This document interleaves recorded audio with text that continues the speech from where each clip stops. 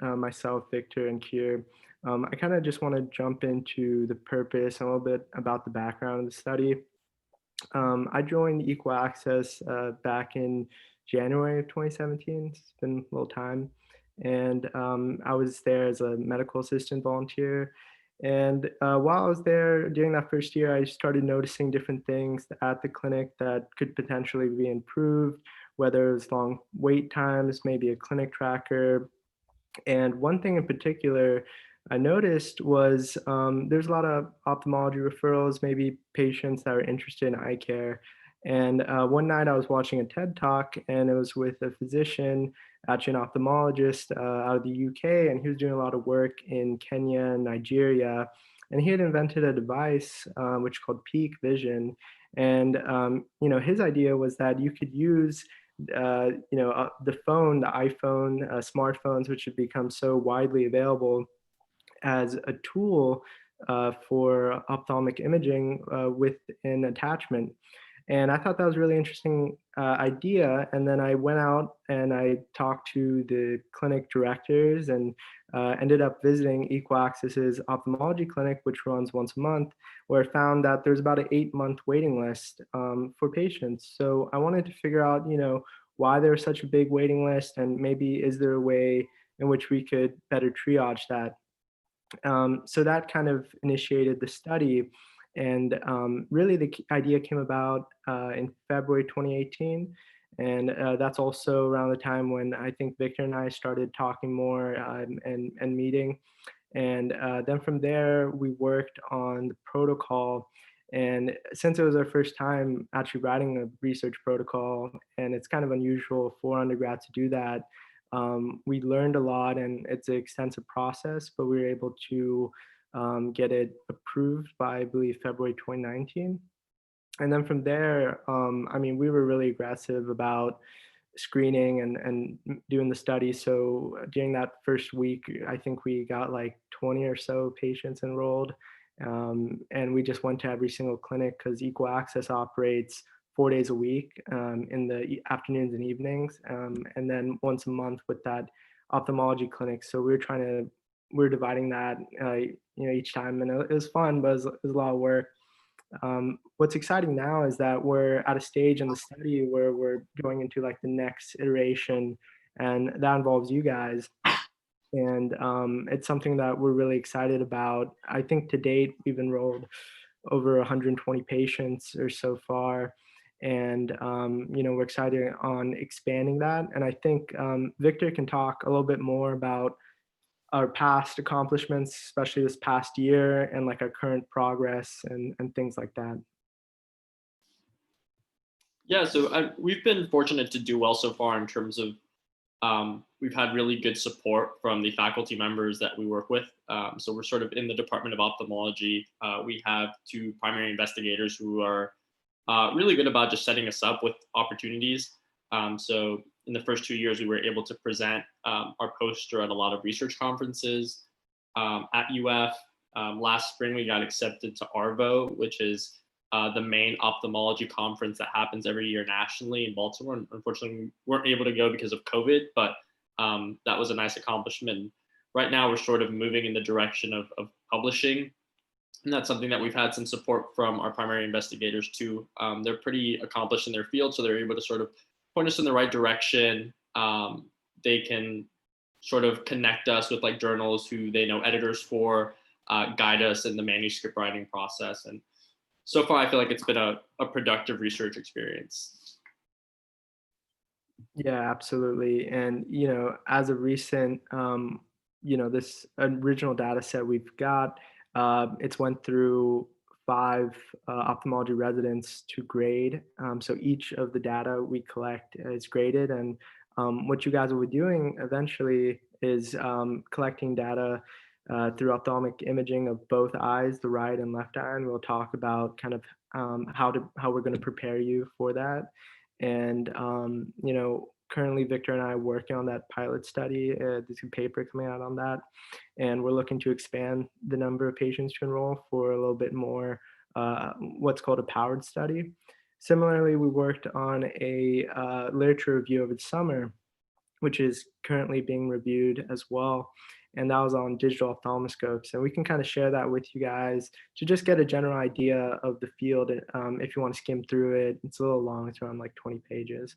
But those types of opportunities are things that we can involve you in as time goes on and as we keep collecting data.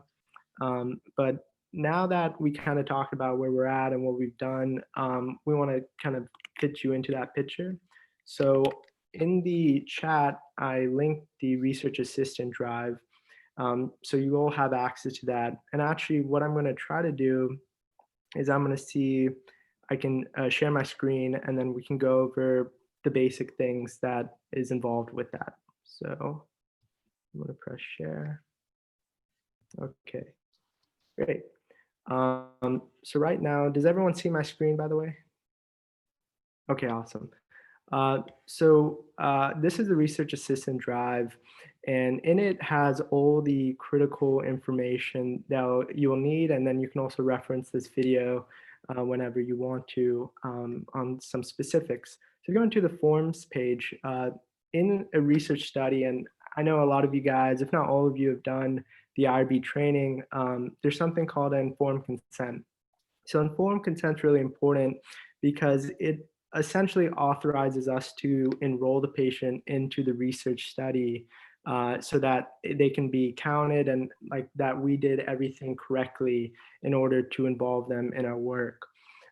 So the informed consent is going to be something that you will essentially summarize. It's a lengthy document, around 8 pages or so. But the main things that you guys will be involved with is, if you can see, I kind of can highlight or press around here. Under the introduction area, there's the name of person seeking your consent. So that's actually going to be your guys' name once we get you on the whole IRB database. And then your place of employment and position, you could write as EAC research. The main thing you want the participant to fill out clearly as possible is the name right here, so they can fill out their name. And then within this document, there's a lot of specifics that we had written, and you all have access to the drive, so you can all read it on your own time. But the gist is that this study is really looking at, can we use an attachment on a phone to do a quick retinal scan, about 30-second video, and can that be useful in triaging or stratifying risks to ophthalmic or optic nerve based conditions. So in particular, we're looking at glaucoma, which I'm sure some of you might have heard of. So in glaucoma, there's this thing called disc-to-cup ratio. And that's something that we ask the graders who are the ophthalmology residents to look at. So for the patient, I mean, that's kind of the general gist. Can we do this? And is it possible to potentially learn about a problem earlier before the patient gets symptoms?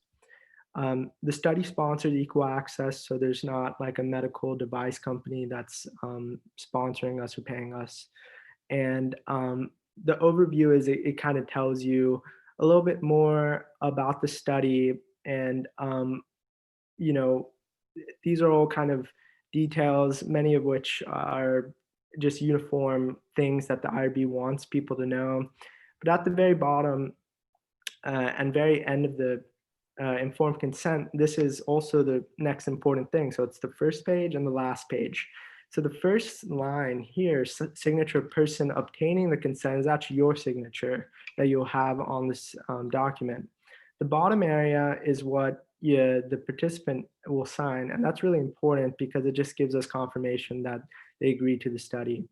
And one thing that you can use to help enroll patients is this study script that we wrote. And it essentially outlines the basic conversation you can have. This is not something you have to do verbatim, but it's just something to familiarize yourself that you're properly explaining the study to the patient, as well as the potential risks or discomforts that are associated. So as you can see here, you introduce yourself, you say who you are and what you're doing, and then you ask if they're interested in the study, and it really just takes around 5 to 7 minutes, the whole thing. And what the study involves is it's a one-page survey, which will be the next thing we look at, as well as the retinal scans, which in total are 30-second videos, although the positioning could take a little bit longer, maybe another 30 seconds per eye. Um, and the main discomfort is just we're using the phone, so we have an adapter and it kind of filters the light from the iPhone. So it could be a little bright for some patients with more sensitive eyes, but generally what we found is it's pretty universally accepted. Very few patients felt that it was really so discomforting that we had to stop the study. But in general, that would be the main discomfort. And this just kind of outlines how you would approach the patient when explaining the informed consent, and that would be your very first step. Once they say yes, then one of the first things you can do is you can have them fill out this questionnaire. So this questionnaire was designed to get some really essential information from the patient off the jump. Uh, First thing is just making sure their name is there. There's something called participant PRN. So you're going to be operating out of the UFI clinic.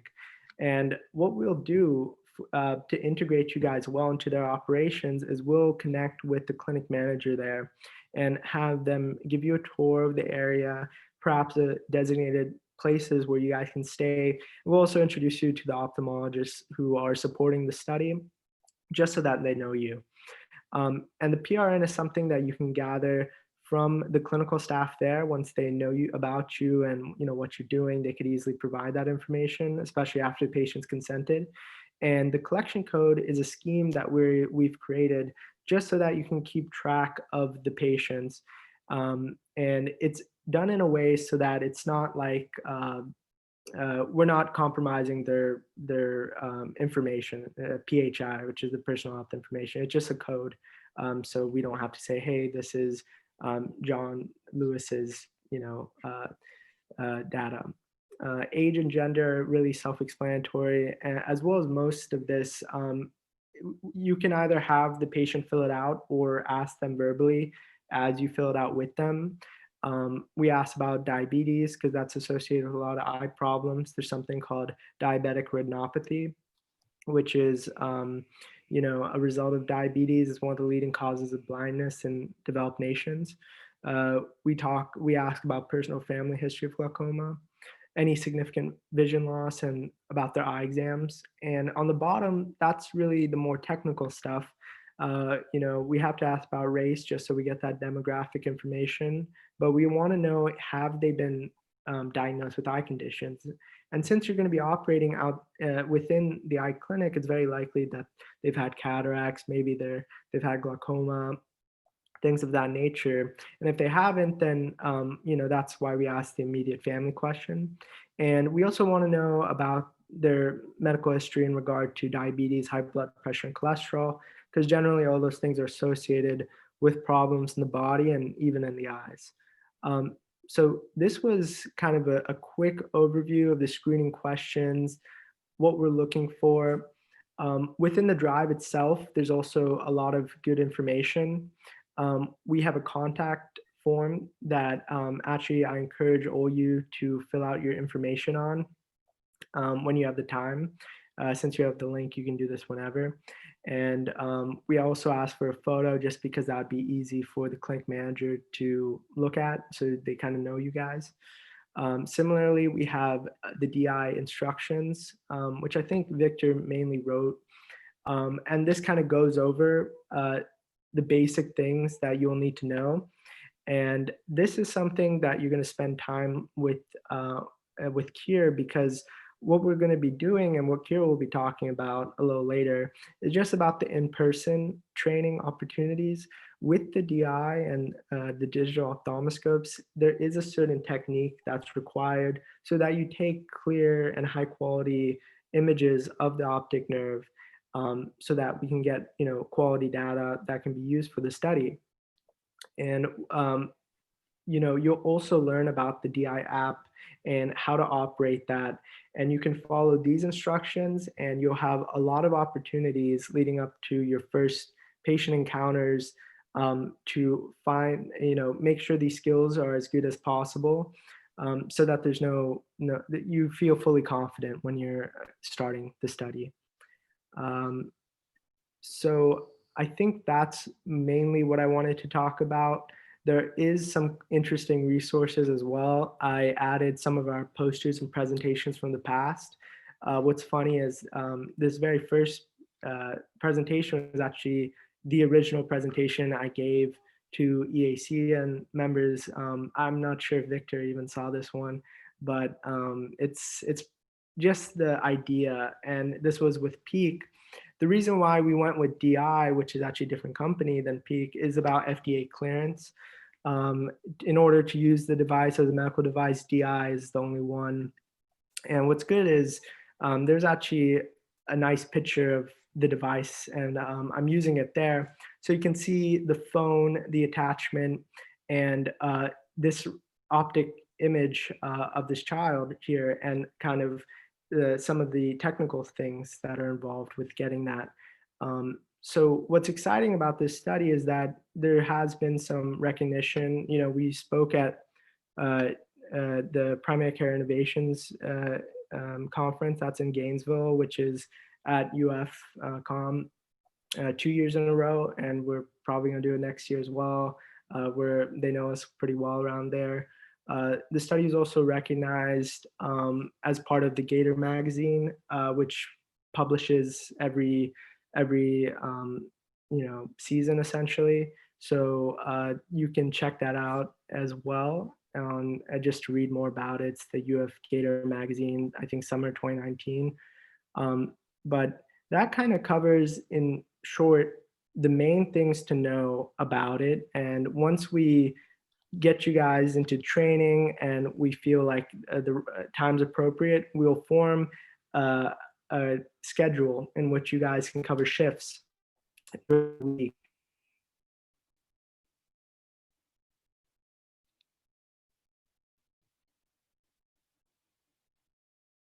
That many opportunities to work on clinical research the way it is at the moment. So we're excited about the opportunity of involving you into something that's already active, and it's going to be a real big help because this study is only going to grow, and it's an exciting next chapter into it. So with that, I want to hand it off to Keer, and she's going to talk about the in-person training and kind of when would be a good time for all you to get together to start that. Thanks. Thank you for that background overview. Yes, so for this semester, we'll basically be make sure you guys have the skill and technique, like basically know how to operate the phone with the camera and to get clear image. So to do that, we'll have weekly trainings. So the first couple of training will be a group one where will be with me, and then I will teach you the basic of how to do it, and everyone will try. And after a couple of weeks, we'll do partners. So basically meet in pairs, and we'll meet at the EAC office, which is down the hill, like where all the research buildings are. I can give you the exact address later on. So then you meet with your partners, and then you will basically practice on each other. So like for example, if me and Ajay are doing it, then I'll be screening his eye, like holding the phone on his eye, and do that way. So we just wanted it to be a weekly thing, so then you have the experience and keep that knowledge on, so then we can be prepared when as soon as we able to coordinate with the ophthalmologist clinic, and then we can just start data collection. So before I asked about the day and everything, have everyone finished their RB training? Give me a thumbs up or something like that. All right, that's perfect. Okay, so for the first meeting, I was thinking during the weekends, like maybe this week even, if you guys are free this week. Would you like to do Saturday or Sunday? You can just speak whenever. What time would it be? I'm not available Saturday, but Sunday, depending on what time, because I'm going out of town. So. Yeah, we can do Sunday. And we can do afternoon or evening of Sunday. Anyone have any preference, or you cannot do that day and things like that? I'm pretty much free almost all of Sunday, so whatever time works for me. Okay. The Sunday at 3 works. Mm. All right, if not, speak up now. Okay, so it's set. So this Sunday at 3 p.m. we'll meet at EAC office, and I'm sending the address later on. And also for general pairing, I want you guys to figure out this when to meet. It's basically weekdays, so like in general, like you're free on Monday evening or something like that. So just put that on, put your variability there, and then we can do that for pairing later on the day. And the Sunday for the first couple of weeks, the Sundays at 3 p.m. works for everyone, like for the first 3 Sunday, let's say.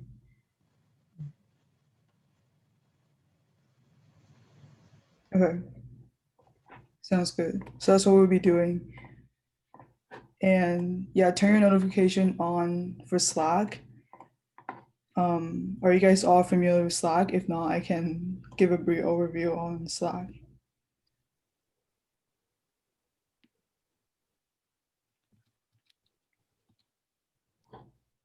Great. And one thing I wanted to add is the idea is that on Sunday, you all can have the opportunity to get together, use the device for the first time, and familiarize yourself with how it operates.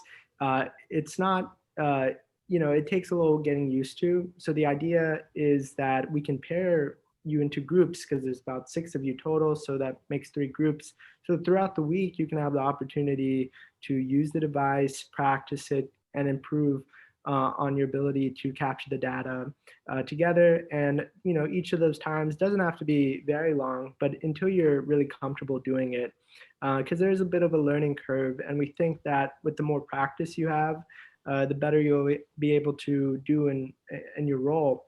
And what our hope is that we can get that clinic tour sometime before Thanksgiving.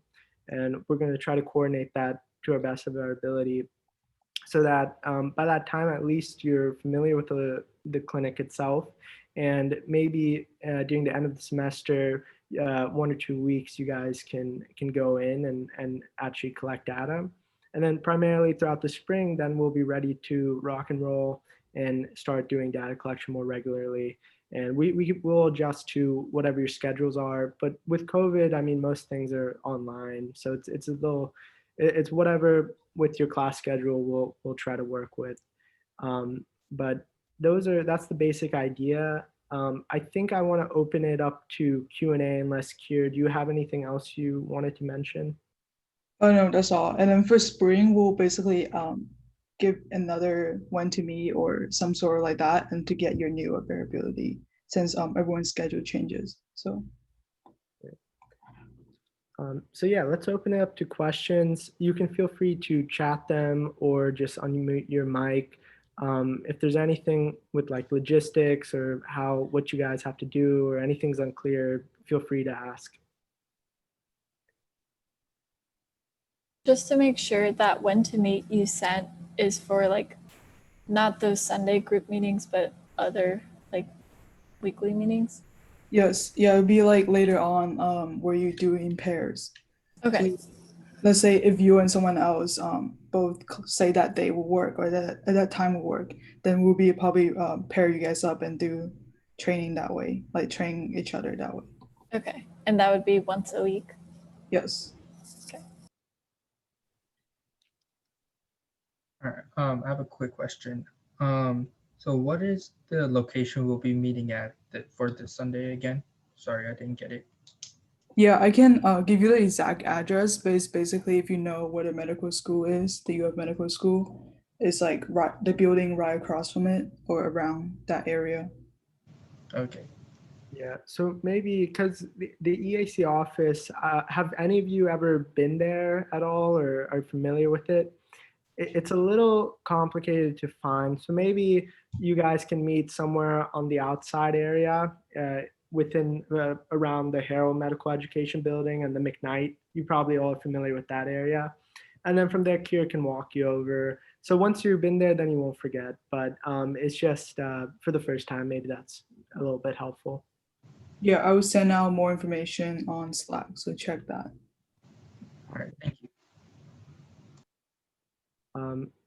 Is there any other questions or anything that we can answer now? Always, we have the Slack chat, which you're.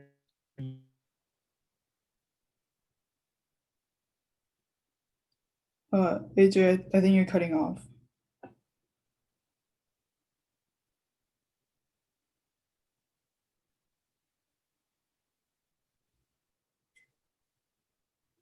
Yeah, I think he's stuck. Yeah. Anyway, yeah, I think he just wanted to say, yeah, just like check there. If you have any questions, just post on Slack and we will check that as well and answer any questions you have. And turn notification on for all messages so then we can get back to each other really fast that way. All right. If there's no more questions, you're all free to go. Okay. Thanks, everyone. We're excited. Yep. I hope to see you guys Sunday. All right. Thank Bye. you. Bye.